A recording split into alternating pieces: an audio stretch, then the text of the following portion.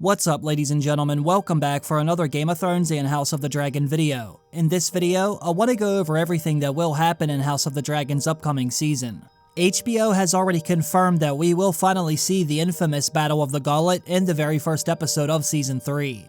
Although there are many different battles that unfold during the Dance of the Dragons, one of the most spectacular, devastating, and emotionally resonant is undoubtedly the Battle of the Gullet. In fact, some of the maesters say it's one of the bloodiest and deadliest sea battles in Westerosi history. We are going to see fireworks in the very first episode of the upcoming season, and all of this will happen in the narrow channel of water that sits right between the islands of Dragonstone and Driftmark. Its location near the Blackwater Bay makes it arguably one of the most critical maritime bottlenecks in Westeros. It's the major artery that supplies the capital with food, goods, and reinforcements. And in a war for the Iron Throne, controlling the Gullet would either save or suffocate King's Landing. It has already led to mass hysteria and riots throughout the city. The capital of Westeros remains unstable, and everyone living there will continue to suffer unless they're able to deliver a fatal blow to House Velaryon's formidable fleet. After watching House of the Dragon season finale, it looks like the Greens may have finally found their solution thanks to their new alliance in Essos. There are roughly 90 warships sailing under the banners of the Three Daughters, bending their oars for the Gullet. They're on a mission to open up those shipping lanes by smashing what is thought to be an unstoppable Velaryon fleet. As I've said in other videos before, this will make for one hell of an opening episode. And as chance or the gods would have it, the ship known as the Gay Abandon is going to sail right into this hell on high waters. The Gay Abandon, which is escorting Rhaenyra's youngest sons, Aegon and Viserys, will immediately be captured by the enemy. Dragonstone was made aware of the battle only when Aegon arrived, desperately holding onto the neck of his dragon Stormcloud. The boy was white with fear, Mushroom tells us, shaking like a leaf and smelling like urine. Only 9 years old, he had never flown before and would never fly again, for Stormcloud had been terribly injured as he fled the Gay Abandon, arriving with stubs of countless arrows embedded in his belly and a scorpion bolt through his neck. He died within the hour, hissing as the hot blood gushed black and smoking from his injuries. And Aegon's younger brother Viserys had no way of escaping from the ship. A clever boy, he had hid his dragon's egg and switched into ragged, salt-stained clothing, pretending to be no more than a commoner. But one of the real ship's boys betrayed him, and he was made a captive. It was a Tyroshi captain who first realized whom he had, Grand Maester Munkin writes, but the admiral of the fleet, Shirako Lohor of Lys, soon relieved him of his prize. The admiral divided his fleet for the attack. He sent some of the ships to enter the Gullet south of Dragonstone, while the others sailed to the north. In the early morning hours of the 5th day of the 130th year since Aegon's conquest, battle was joined. Shirako's warships swept in with the rising sun behind them. Hiding behind the sun's glare, they took many of Lord Velaryon's galleys unawares, smashing into some of them and swarming aboard the others with ropes and grapnels. Leaving Dragonstone unmolested, the southern squadron fell upon the shores of Driftmark, landing men at Spicetown and sending fire ships into the harbor to set ablaze the ships coming out to meet them. Later that afternoon, Spicetown was on fire, while Myrish and Tyroshi soldiers battered at the very doors of high tide. When Jacaerys was finally able to sweep down upon a line of Lyonese galleys on Vermax, a rain of arrows rose up to meet him. The sailors of the Triarchy had faced dragons before while fighting against Daemon Targaryen in the Stepstones back in the first season. No man could fault their courage. They were ready to meet the Dragonflame with such weapons as they had. The commanders and the captains began to shout, "Kill the rider, and the dragon will leave." One ship was set ablaze, and then another. Still the men of the free cities fought on, until a shout rang out, and they looked up to see several more dragons coming around the Dragonmont and turning right for them. It is one thing to face a dragon, another to face 5.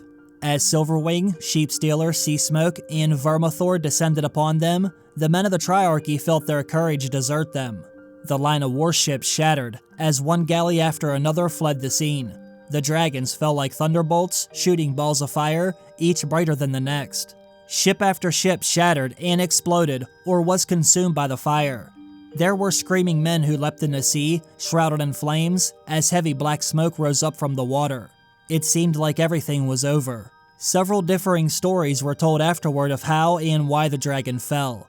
Some claimed a crossbowman shot an iron bolt through his eye, but this version seems suspiciously similar to the way Meraxes met her end long ago in Dorne. There was another account that tells us that a sailor in the crow's nest of a Myrish galley cast a grapnel as Vermax was swooping through the fleet, and one of its spikes dug deep into Vermax's scales and was driven deep by the dragon's own considerable speed. The sailor had spun his end of the chain around the mast, and the weight of the ship and the speed of Vermax's wings ripped a long, jagged gash in the dragon's belly. Vermax's shriek of rage was heard as far off as Spicetown, even through the noise of battle. His flight jerked to a violent end. Vermax went down smoking and screaming, thrashing at the water. Survivors said he was unable to rise, only to crash headlong into a burning galley. The wooden ship splintered, the mast came falling down, and the dragon, thrashing, became entangled in all of the ropes. When the ship finally sank, Vermax went down with her. It is said that Jacaerys Velaryon leapt free of his dragon before she slammed into the water. An eyewitness said he was able to hold on to some of the wreckage for a few heartbeats until some crossbowmen on the nearest Myrish ship began shooting at him. Jacaerys was hit once and then hit again. That's when more and more men brought out their crossbows as well. Finally, one of the Myrish soldiers was able to strike him through the neck, and Jace was swallowed by the sea. The Battle of the Gullet raged into the night, north and south of Dragonstone, and remains as the bloodiest sea battles in all of history. The Admiral Shirako Lohar had taken a combined fleet of 90 Myrish, Lynese, and Tyroshi warships from the Stepstones, and only 28 of them survived the battle. In the aftermath, the widows of the sailors and soldiers he lost would accuse the Admiral of sending their fleets to destruction while holding back his own, beginning the conflict that would see the end of the Triarchy only 2 years later. As I said earlier, Spicetown was brutally sacked, the bodies of men, women, and children butchered in the streets and left as fodder for the seagulls and the rats.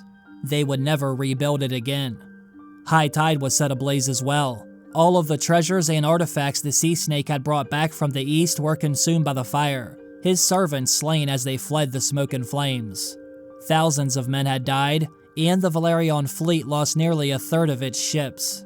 Yet none of those losses were felt so deeply as that of Jacaerys Velaryon, the Prince of Dragonstone, and the heir to the Iron Throne. Rhaenyra's youngest son seemed lost as well. In the heat of battle, none of the survivors seemed quite sure of which ship Viserys had been on. There were men on both sides who assumed he had died, either swallowed by the sea, burned, or butchered. And though his brother Aegon the Younger had fled and lived, all the joy had gone out of the boy. He would never forgive himself for leaping on a storm cloud and abandoning his little brother to the enemy. It was written that when the Sea Snake was congratulated on his victory, the old man said, "If this be victory, I hope I never win another." In the end, House Velaryon's dominance at sea was shattered. The death of Jacaerys Velaryon was considered to be both heroic and tragic. His efforts to bring reinforcements ultimately cost him his life, and the realm lost one of its brightest leaders. The battle also marks the beginning of the end for Rhaenyra Targaryen. Just as the Field of Fire defined Aegon's conquest, the Gullet defines the tragedy of the Dance of the Dragons. Its loss ultimately reflects the doom that awaits the Targaryen dynasty. This is how HBO will open up the third season of House of the Dragon. That's if they do the right thing, by faithfully adapting George R.R. Martin's Fire and Blood. Let me know if you would like to see other videos like this, where I go over some of the major events during the Dance of the Dragons. Once again, I would like to thank everyone for watching the video. I hope all of you have a great day. I will see you again very soon. Bye.